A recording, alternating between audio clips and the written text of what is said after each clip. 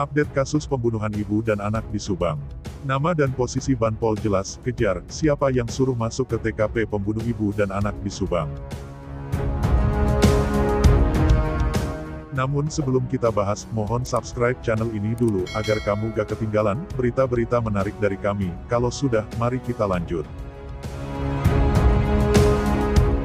Publik penasaran apakah polisi sudah memanggil dan memeriksa Banpol yang menyuruh Danu masuk TKP kejadian kasus pembunuh ibu dan anak di Subang. Mengingat nama dan posisi Banpol sudah diketahui, jadi tinggal polisi memanggil dan memeriksanya untuk mengetahui siapa yang menyuruhnya masuk ke TKP pembunuh ibu dan anak di Subang dan menyuruh Danu menguras bak mandi. Kepenasaran ini muncul di publik karena sampai saat ini hampir tidak ada kabar apakah polisi sudah memeriksa Banpol tersebut atau belum. Seperti diketahui dalam perkembangan pengungkapan pelaku pembunuh ibu dan anak di Subang, muncul perkembangan menarik terkait masuknya Danu ke TKP Ciseti pada tanggal 19 Agustus tahun 2021, padahal TKP masih dipasangi garis polisi. Pada saat itu, Danu disuruh seorang Banpol masuk ke TKP dan disuruh menguras bak mandi pada tanggal 19 Agustus tahun 2021 atau sehari pasca kejadian kasus pembunuh ibu dan anak di Subang. Apa yang dilakukan Danu dan Banpol menerobos garis polisi dan masuk TKP, dinilai melanggar KUHP pasal 221, karena dinilai bisa merusak atau menghilangkan barang bukti. Itulah yang menjadi alasan kuasa hukum Yosef Rohman Hidayat meminta Polres Subang menetapkan Danu dan Banpol sebagai tersangka penerobos TKP kasus pembunuh ibu dan anak di Subang.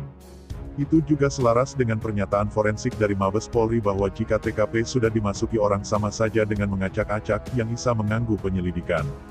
Dalam perkembangan soal sosok Banpol yang masuk ke TKP, hampir tidak ada kabar apakah polisi sudah memanggil dan memeriksa Banpol tersebut untuk mengetahui siapa yang menyuruh menguras bak mandi.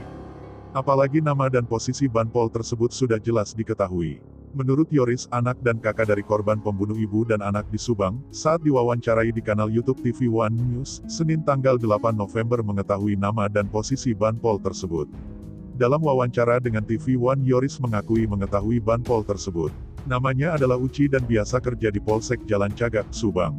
Yoris mengakui, dia sering melihat Uci di Polsek Jalan Cagak, dan awalnya mengira Uci adalah seorang polisi karena seragamnya hampir mirip seragam polisi. Yoris baru mengetahui bahwa Uci adalah seorang Banpol, setelah ramainya pemberitaan soal Banpol dan Danu yang masuk ke TKP Ciseti. YouTuber Freddy Sudaryanto dalam kanal YouTube Freddy Sudaryanto yang tayang, Selasa tanggal 9 November tahun 2021 mengatakan bahwa dengan telah diketahui nama dan posisi Banpol tersebut, dirinya yakin polisi sudah memeriksa Uci. Apalagi, Uci bekerja di Polsek Jalan Cagak, tentu akan mudah sekali bagi polisi untuk memeriksanya. Namun, menurut Freddy Sudaryanto, polisi tidak mengumumkan ke publik hasil pemeriksaan kepada Uci. Freddy berharap dengan telah diperiksanya Uci, polisi bisa mengejar dan memperdalam apa motif dan siapa yang menyuruh Uci masuk ke TKP dan menguras bak mandi. Seperti diketahui, kasus pembunuh ibu dan anak di Subang terjadi pada tanggal 18 Agustus tahun 2021 dengan korban Tuti Suhartini dan Amel. Hingga melewati hari ke-80 pasca kejadian, polisi belum juga mengumumkan siapa tersangkanya.